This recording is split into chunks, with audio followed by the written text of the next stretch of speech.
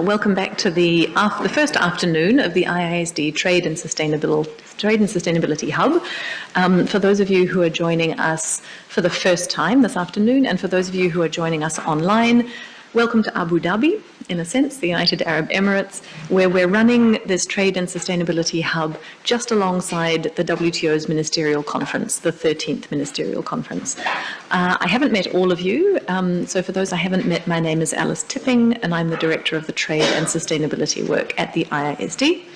And I'm absolutely delighted to have been invited to moderate this session, titled The Role of the WTO in Addressing Trade-Related Climate Policy Tensions, which is one of the fundamental themes that we identified when we put the hub together. So it is one of the questions that we wanted sessions most specifically to look at, and we're delighted to have a number of them to do it, including this one.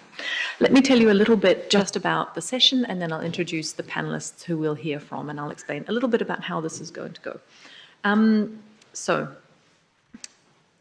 In a sense, climate change has come to the top of the international agenda because I think in large part it is starting to impact all of our lives very directly.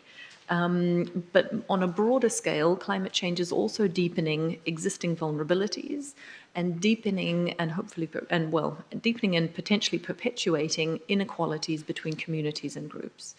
And the reality is that it is disproportionately affecting vulnerable economies and vulnerable communities around the world. African economies, we heard this from Jane this morning at the opening plenary, have been characterized by a very heavy reliance on the export of raw materials, and they've often failed to capture the full value of the natural resources they have. This traditional export model not only limits their potential for economic diversification, but also perpetuates their vulnerability to external shocks, including climate change. All of this means that it's absolutely critical to break the dependence on exports of commodities by strengthening value chains and strengthening the participation of African countries and African businesses in global value chains, enabling them to convert the raw materials that their countries are blessed with into finished products within the continent, right? Not just for export to other continents. And so initiatives using trade policy instruments to reach climate policy goals have also been strengthened. And this is where there's an interesting policy intersection. So in Africa, there are efforts underway under the AfCFTA to promote regional value chains for low carbon technologies. But on the other side, we see the EU has put in place carbon border adjustment mechanisms. The United States has introduced the Inflation Reduction Act. And this adoption of unilateral initiatives, while it can have a positive environmental impact if they're well designed, they can provide incentives for the adoption of stricter environmental standards throughout the value chain. So there can be a benefit. But those requirements add an additional burden onto exporters. And the question, I think, for the panel before us is whether or to what extent they can run counter to Africa's aspirations for a just energy transition. So in light of this, and in view of the multilateral discussions, which, as we covered this morning, are beginning to incorporate environmental considerations in a real way, it's an interesting discussion to have about multilateralism, the role of the WTO in harmonizing and in ensuring coherence and mutual supportiveness between trade and climate change, but also looking at the regional dimension and thinking about how those two dimensions interact. So in order to pick up this theme, which came out very well in the opening plenary, and to deepen it slightly, we have a range of speakers. We have Jane Nalunga, who you met at the opening plenary, the Executive Director of SEATINI, that's the Southern and Eastern Africa Trade Information and Negotiations Institute, based in Uganda. We have Mr. Rangirirai,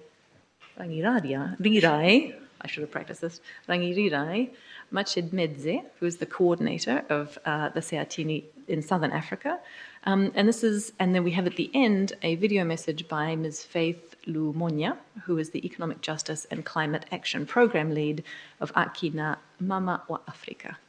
So this is a session that's organized by SEATINI, by TWN, that's the Third World Network Africa, by the TATIC and by Econews Africa. So we're absolutely delighted to have this session as part of our agenda, to make sure that it's live streamed, to ensure it reaches the broadest audience possible, to ensure that African voices and African perspectives are part of the global debate. So I'm going to give each of the speakers 7 minutes, and then I think we'll hear the message from Faith on the video, and then we'll open the floor for questions, for comments, for a discussion with the audience.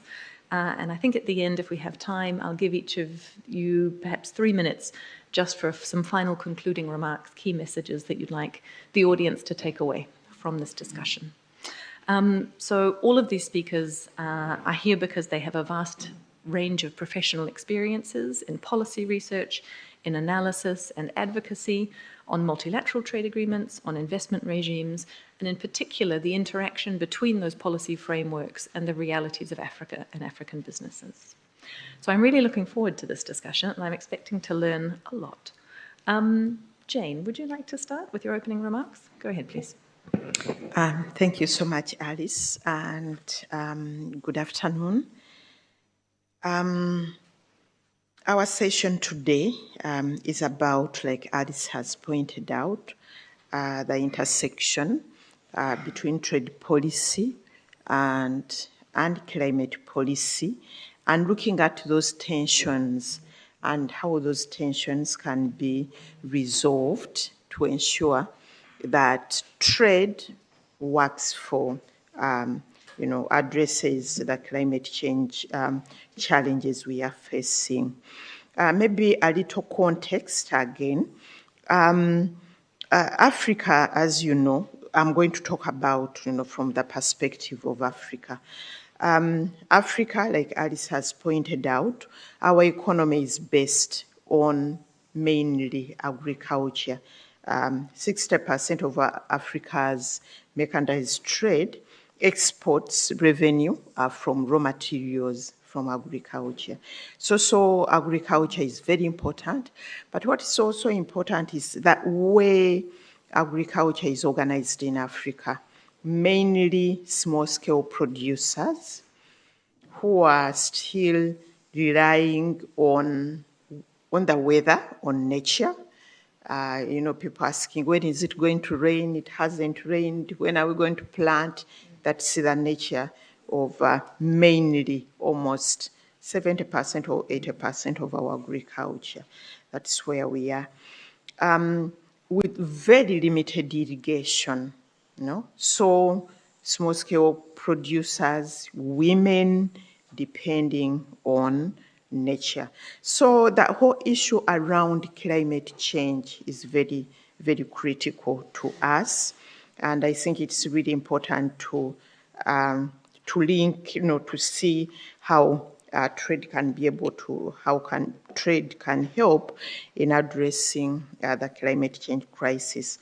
That nexus between trade and climate change is important because climate change trade can be a solution to the climate crisis, but then we have also found out that trade can also cause climate change because of the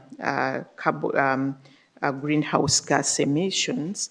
They have been the major culprit for climate change. So those tensions are there. Another aspect of climate change and trade in Africa is the issue of the energy transition. Today, they are telling us that we have to go into a low-carbon economy, low-carbon production. Yet, Africa, we are still below. We are trying to industrialize. We are just starting because of the earlier challenges of deindustrialization. We are just starting to industrialize. And we are looking at our critical minerals as a chance to be able to embark on the journey of structural transformation.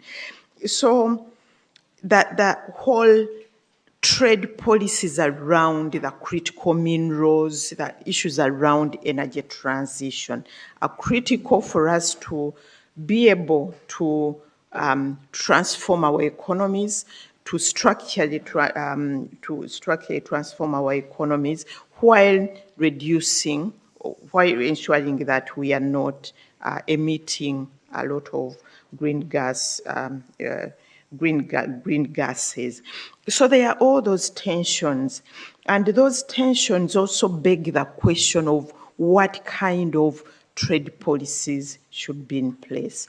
Now in Africa, there are a number of, globally, there are a number of strategies which have been put in place by different countries to address the issue of climate change. For example, EU has the net zero by 2030 being carbon neutral by 2030. And many also other countries have put in place national determined contribution that all of us, all our countries are going to contribute to reducing carbon emissions. But when you look at these responses to climate change, I'll just give an example of EU, the strategies they have put in place to reduce greenhouse gas emissions, the carbon border adjustment mechanism. It's a trade tool to address climate change.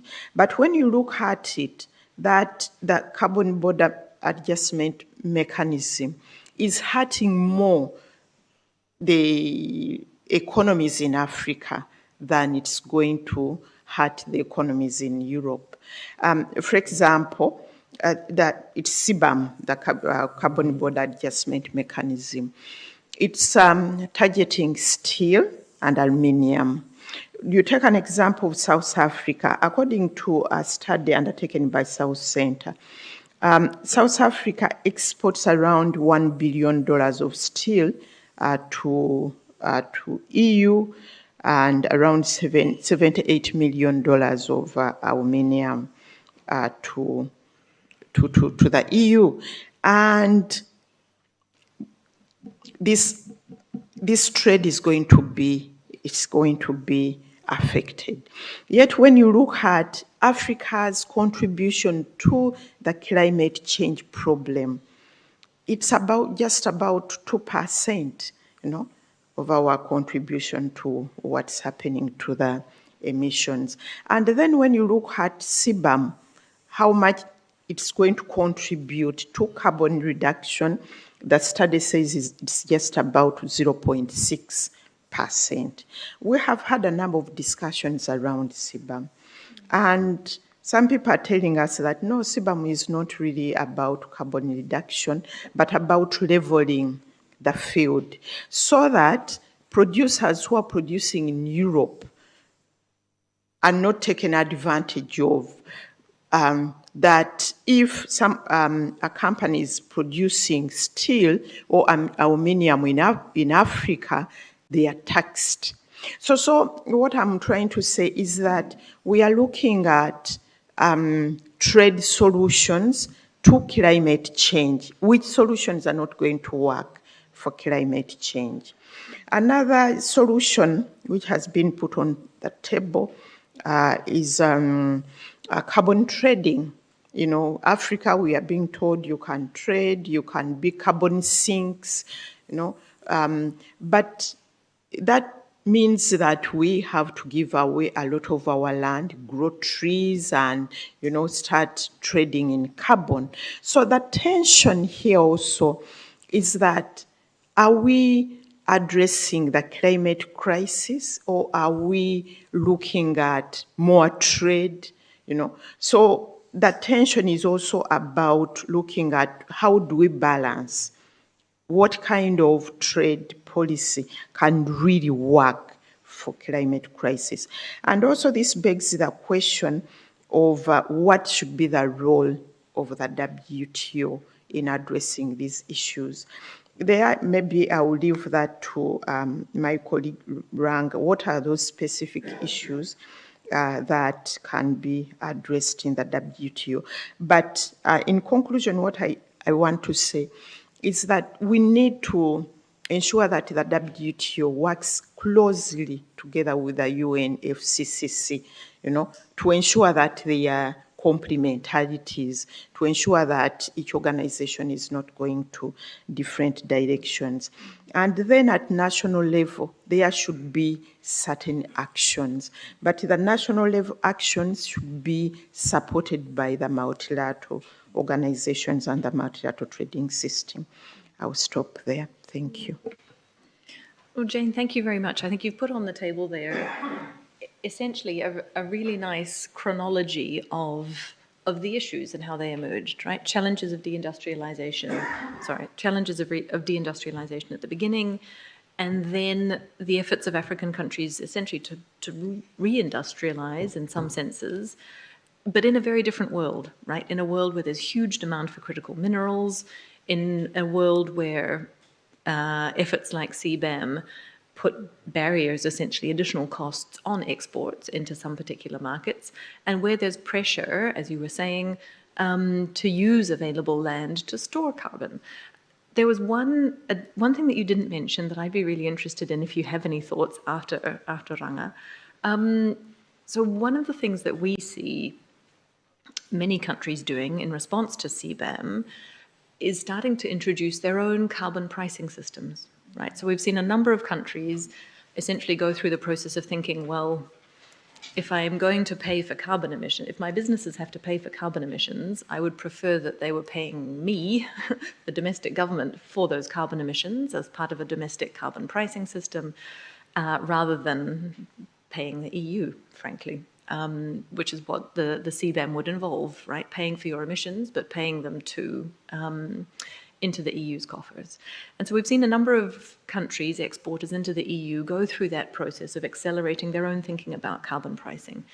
But at the same time, carbon pricing is an extremely technically, politically challenging thing to tackle. And so I would be and we know that, at least from our conversations with some African governments, there's a sense that that would be nice, but it's almost unachievable as a policy objective. But I'd be interested in your sense of whether that conversation is coming up with the governments that you speak to. So I'll leave you with that thought a little bit. But while we wait for Faith's video to be processed, we're having some trouble processing it. But perhaps, can I give you the floor next, Ranga, for your perspective on these issues? Go ahead. Thank you very much, Alice, for this opportunity.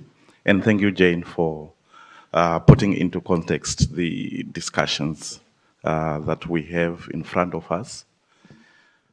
Perhaps my point of entry, I'll start by telling you a story, a very short story.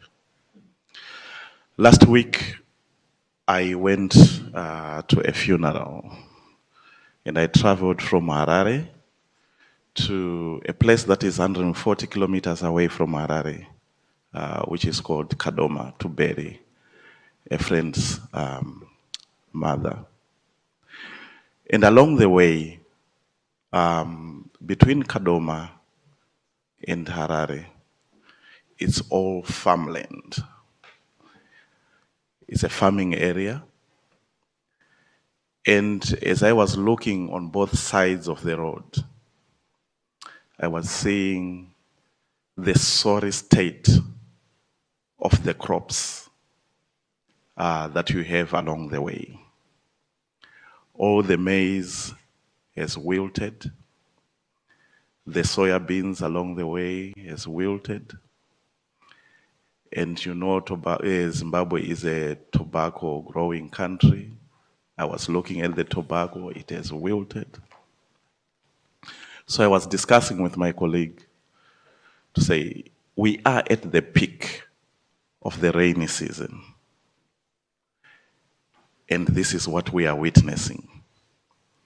And the region that you travel between Harare and Kadoma, is the region that is expected of more rains. Now, in other parts of the country, which are really drier regions, what would you expect? So we're having this conversation because this year we were informed by the scientists that it's a year that we are going to be affected by El Nino. And therefore, as a result of that, the harvests are going to be very much reduced. Now, for me, the reduction that I just saw between Harare and Kadoma, it's not just a reduction, it's a total write-off. And the country has relied on agriculture as the key sector, not only for food security, but also to feed into the industry. Zimbabwe's economy is agro-based, and so are many African economies, they are agro-based. So we are witnessing climate change. It's not a hoax, it is real. And the question that we have in front of us is, with all the years that we have been implementing trade policies under the auspices of the WTO, what have we done to improve not only the agricultural sector, but also to improve the responses to the challenges of climate change? And that's my introduction. Now, over the years, over the past decades, under the auspices of the WTO, African countries, I'll speak from the perspective of African countries.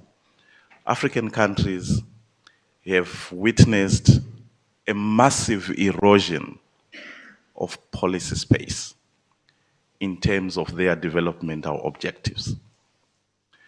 And the erosion of policy space did not only start with the WTO, but it started under the programs that the countries were implementing under structural adjustment programs of the IMF and the World Bank, which programs have been logged now under the WTO policies.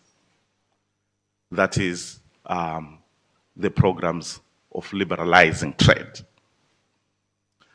Yet we have also witnessed double standards within the implementation of trade policies, particularly from the developed country counterparts who are also members of the WTO.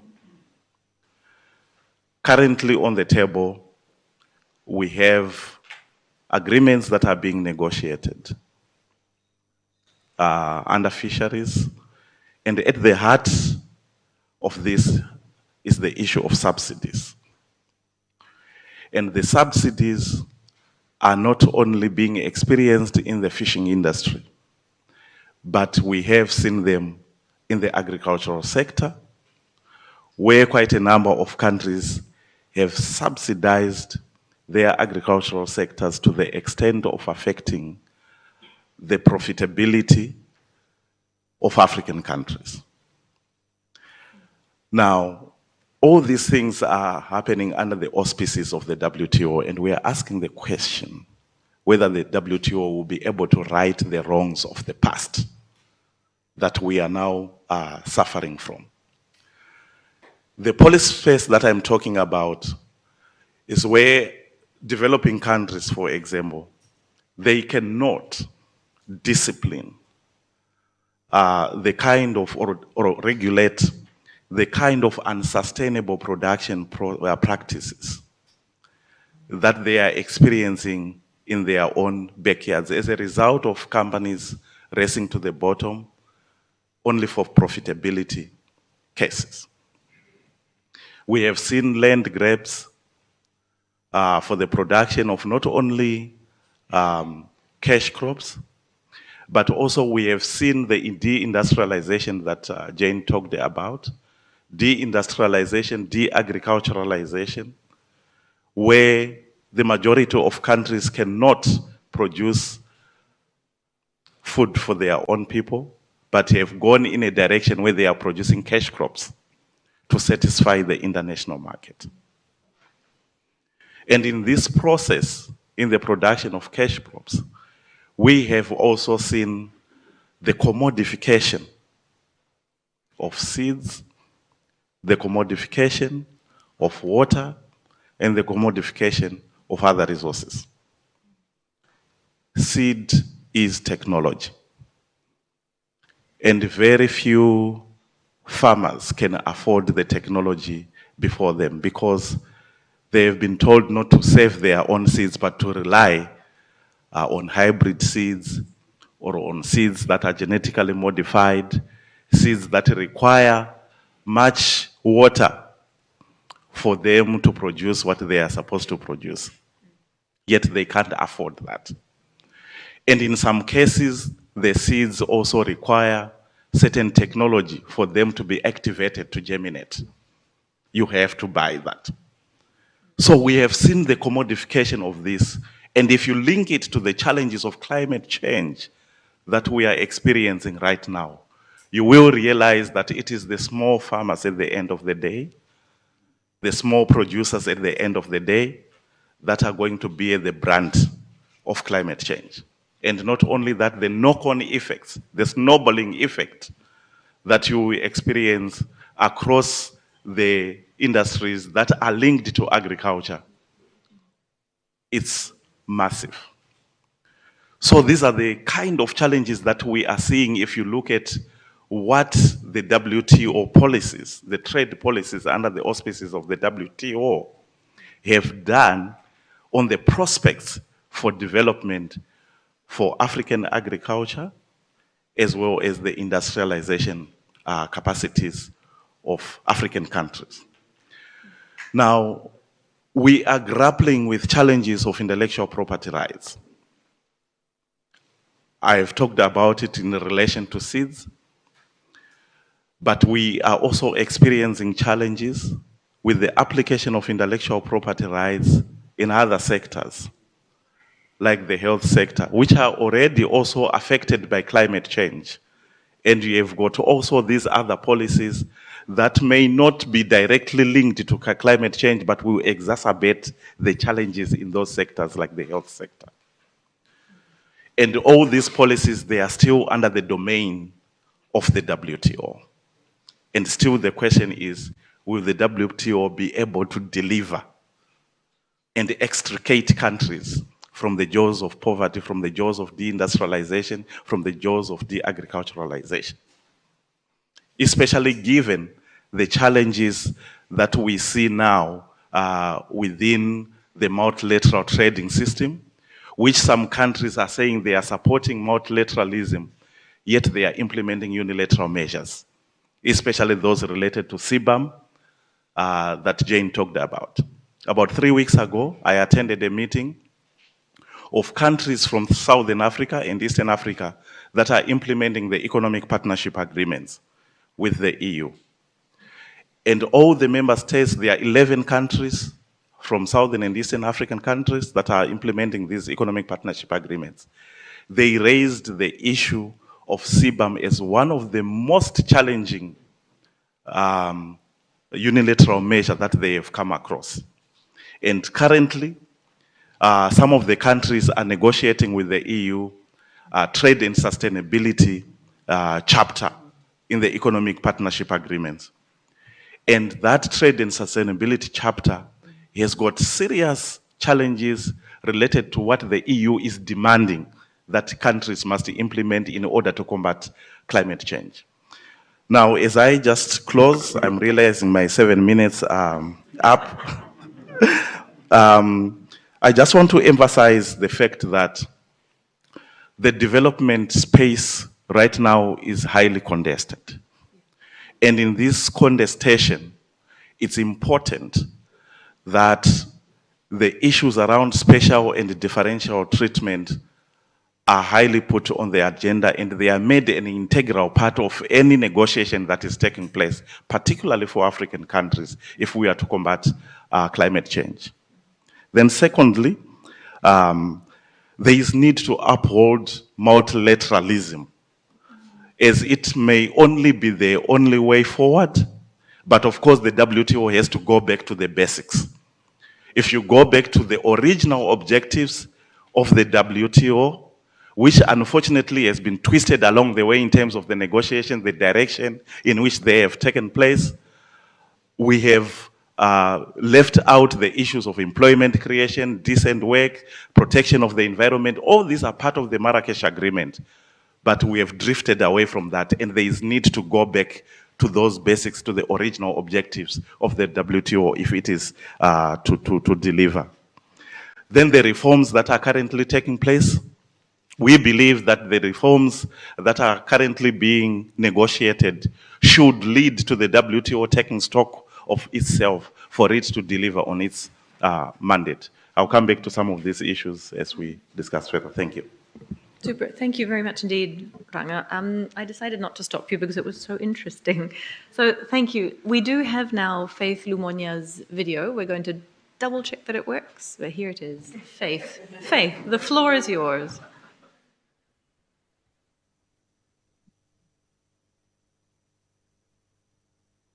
Hello, good afternoon. I am Faith Lumonya and I work with Akina Mama Africa as the Economic Justice and Climate Action Lead.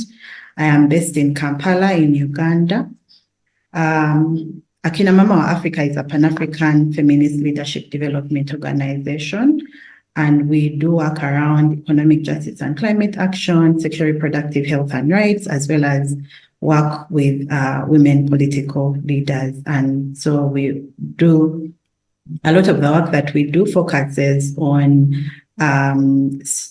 advancing feminist, intersectional feminist approaches in the different areas that we work. And we also focus a lot on strengthening feminist transformational leadership. So today I'm going to speak with you about trade, climate justice, but from a Pan-African feminist perspective. And we know that it's been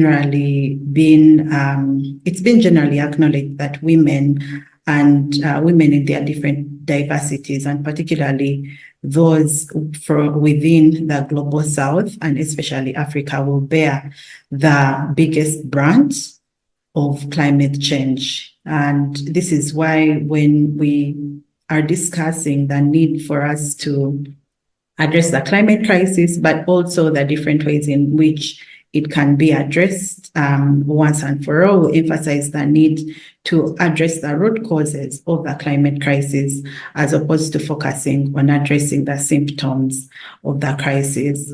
And so in that regard, one of the things that we then advance is the need to adopt an intersectional feminist climate justice approach.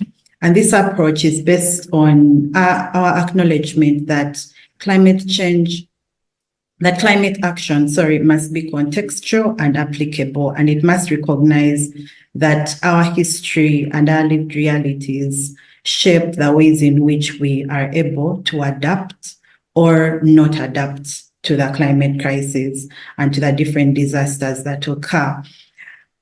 In this particular approach, the intersectional feminist climate justice approach, we also center the most marginalized, and we also call for the reimagination of usual gender mainstreaming strategies and approaches, recognizing that it's important that we also address power dynamics and the structures that influence the pace of change and levels of its existential insecurities, but also recognizing that these same power dynamics do influence the distribution of resources and a host of benefits on the current but also future outcomes. They determine who is able to sit at that table in decision making and therefore influence the outcomes of any decision that would have been taken. And we know that when we think about the climate risks that they are ultimately shaped by the ways in which people will respond or be affected will be ultimately shaped by people's lived realities. So whether you're living in a rural area or whether you're a person who is differently abled, or you are a rich person or a poor person, but also the power structures, like I already explained. So in my discussion this afternoon, I just want to emphasize 3 specific areas. And if there is one thing that you will live with today, it should be these 3 areas. One is that we must challenge and rethink the ideologies that are informing the broader decision-making spaces, the broad way in which we are responding to the climate crisis, the broad way in which economic models are shaping our development path. So one is that we must challenge and rethink the ideologies. The other is that we must call for, but also support the transformation of the existing global governance and institutional structures, because our understanding is that the existing structures are the ones that are reinforcing but also sustaining power imbalances, and that these different institutions and economic or climate governance spaces and institutions are steeped in legacies of colonialism and Western imperialism, as well as neoliberal capitalism and patriarchy. And so it's important that we are focusing on transforming these systems and institutions. And then finally, that we are centering the lived realities of those that are most marginalized, that we are centering women's power, that we are centering women's agency, and ensuring that they are made visible, because the current system has continued to invisibilize the contribution that women, that indigenous people, that sexual minorities, that Black and brown people have made when it comes to sustaining the earth.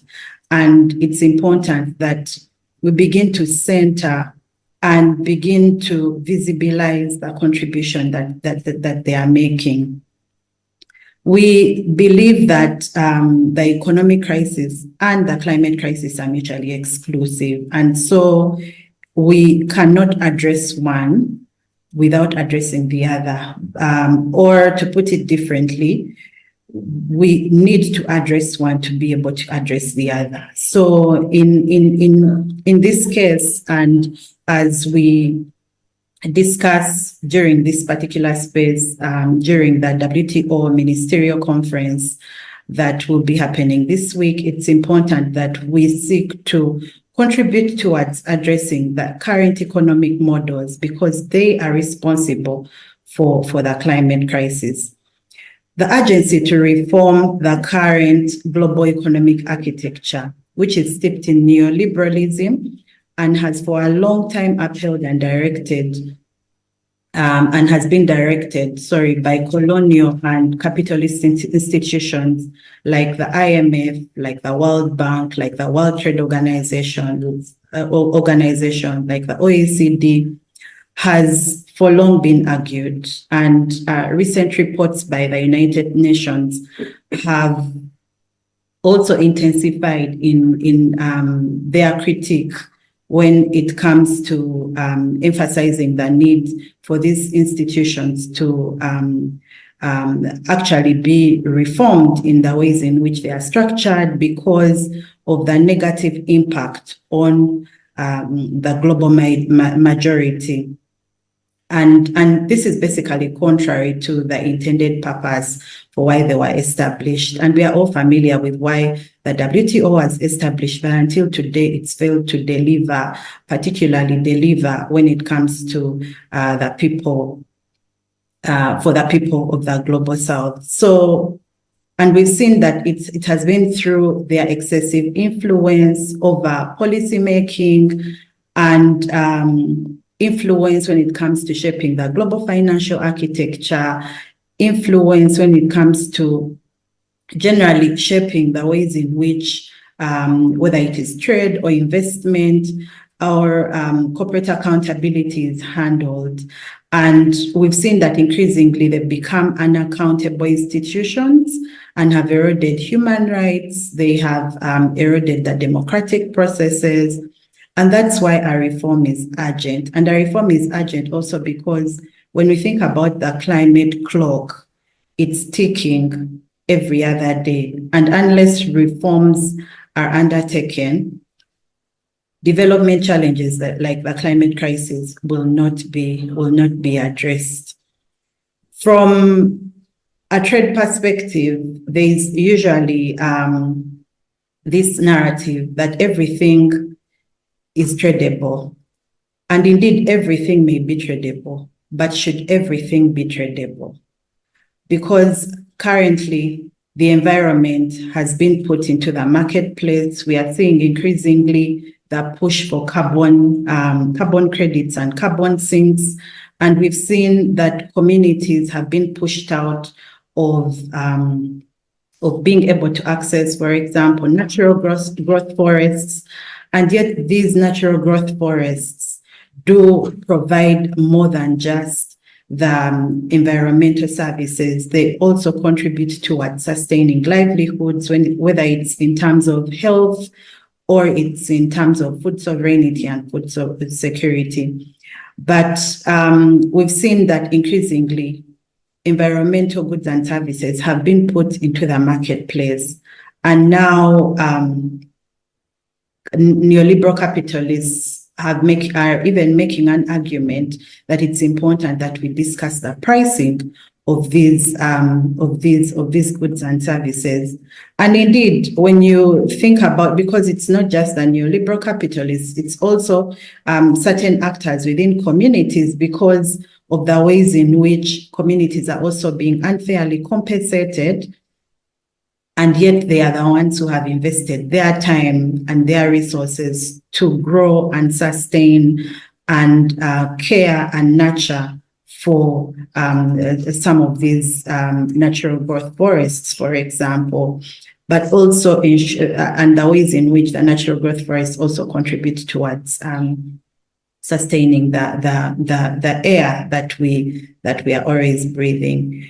And while it may seem prudent, we must be conscious that by discussing the pricing of some of these goods and services, that we are then further placing these goods and services to individuals with a greater capacity to buy, so the rich, the 1% in our society. For a long time, African leaders, such as Thomas Sankara, but also today feminists, economic justice actors, gender justice researchers, have, in recognition of the impact of neoliberalism on the lived realities and well-being of women and other socially excluded people, have called for a radical reform. This call has also particularly been ignited by the inconsistency in Africa's economic development pathway, the inconsistency in the ways in which the global south is developing, but also the fact that increasingly we see that the inequality that inequality is continuing to grow, and the gap between the rich and the poor continues to widen. So it begs the question of why, and more broadly, developing countries continue to be the ones that wallow in debt and cycles of poverty and inequality, despite being home to a vast wealth of resources.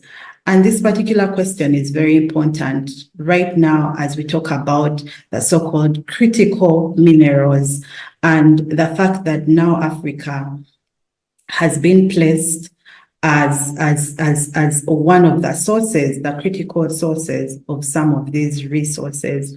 While these resources may appear critical to the global north, they are mineral resources to us in Africa, as they have always been, because these are minerals that have been mined for many years, and even those that have recently been identified, for us are not critical, but rather will only be critical if they can be able to contribute towards enhancing the supply, the production, the supply and access of energy resources. Because when we talk about the energy transition, for us, it's more than just moving from non-renewable to renewable or from dirty to clean. For us, it's also about being able to access energy resources, because currently more than 600 million people on the African continent have no access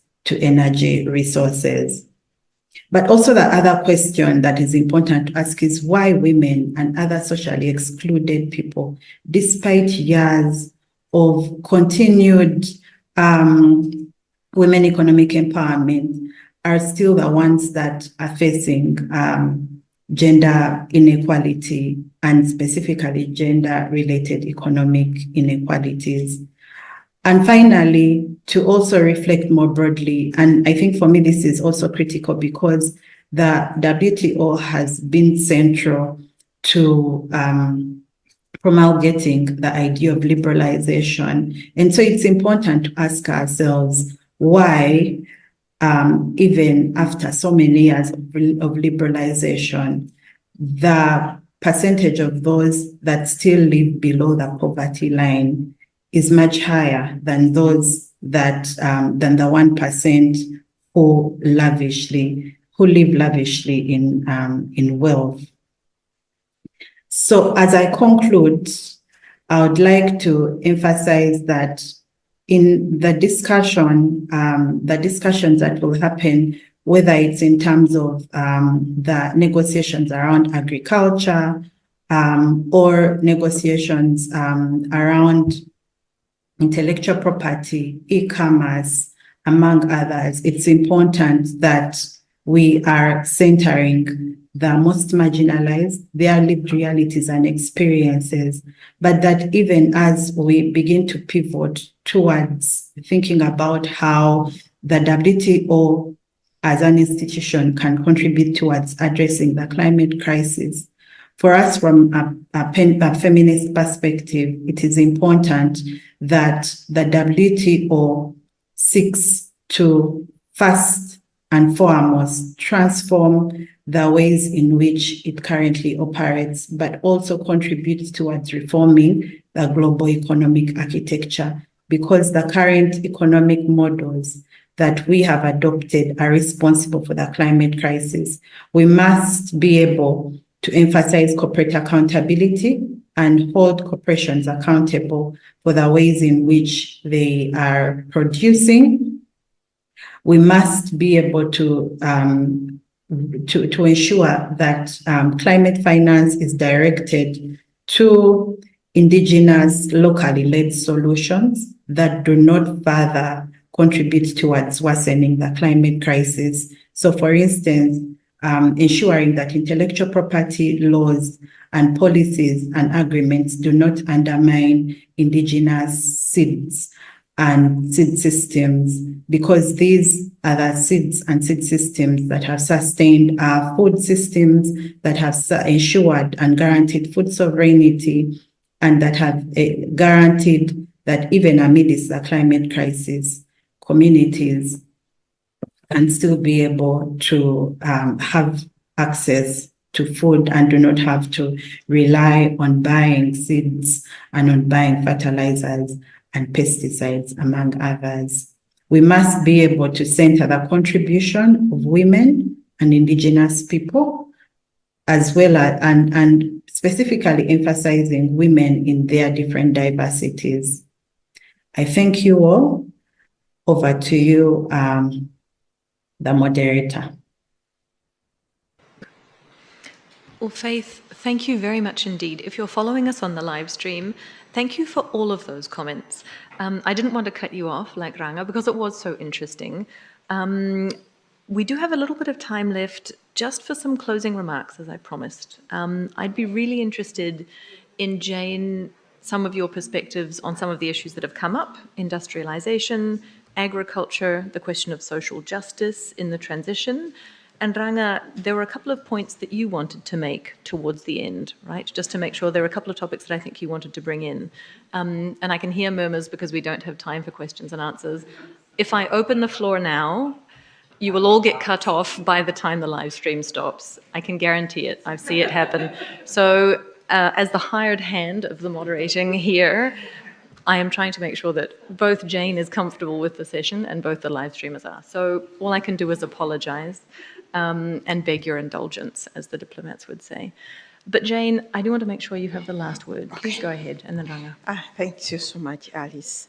And apologies, I feel so bad that we haven't heard from you. Just a few comments. One is the issue of you raised, Alice, the issue of the carbon pricing system. There are a number of debates on the continent. In fact, there was a very good, in the morning, a very good discussion by ATPC, the Africa Trade Policy Center, and the EU ECA, the Economic Commission for Africa, talking about carbon pricing. And they were proposing that per ton of carbon, it should be around $25 US. But I was wondering, how do you measure a ton of carbon? Because it's air. So there are a number of dynamics around carbon markets and carbon trading. And there are so many carbon brokers now from the global south, global north, who are determining, who are brokers around there making money. And again, that goes back to that tension. Are we really looking at addressing the climate crisis, or are we looking at making more and more money? Or climate crisis is a money venture? Because I was listening to whether it's supposed to be 25 US dollars per ton or 20, and they were telling us from the global north how to price our carbon. And I was wondering whether the carbon in the EU and the carbon in the Africa is different. I'm not sure. But there are also a number of negotiations going on, carbon credit agreements. So it's business. It's trade in climate crisis. Another issue, my last issue, is about the issue of, for Africa, when we talk about energy transition, it's beyond just replacing dirty energy with clean energy. We are looking at structural transformation. We are looking at industrialization, and we are looking at using those critical minerals to be able to do that. And that's why at the WTO here, what we are asking for, what we are looking for, policy space and flexibility, because we see, for example, the US with the IRA, they are subsidizing heavily. There is a reversal of policies, and they can do it unilaterally. But Africa, it will be difficult to do it. We need that framework. So we need the policy space, because the whole issue of industrial policy is back on the agenda, and we need that policy space. Lastly, we also need policy space at bilateral level. For example, the European Union is negotiating so many agreements. Rang talked about the economic partnership agreements. And when you look at them, they are talking about no export restriction. Let the raw materials go. Yet we need such policy tools for us to be able to keep our raw materials and add value to them. So there are all those tensions which we need to address. So thank you so much. Ranga, what would you like to add to the discussion at this point? Go ahead. Just one point. When you look at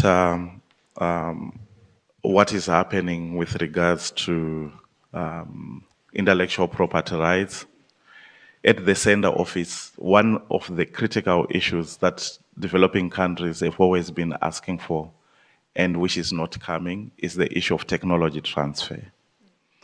And technology transfer is key, not only in industrialization processes, but also in ensuring that countries adopt the right technologies that will contribute towards combating climate change. But the policies that we have around intellectual property rights, they continue to deny developing countries that do not have the capacity right now in terms of technological advancements to acquire the technology that is required. That is why you see that the so-called carbon-intensive industries that have been identified, for example, through CBAM, countries continue to use antiquated technology in order for them to produce the goods that will make them survive.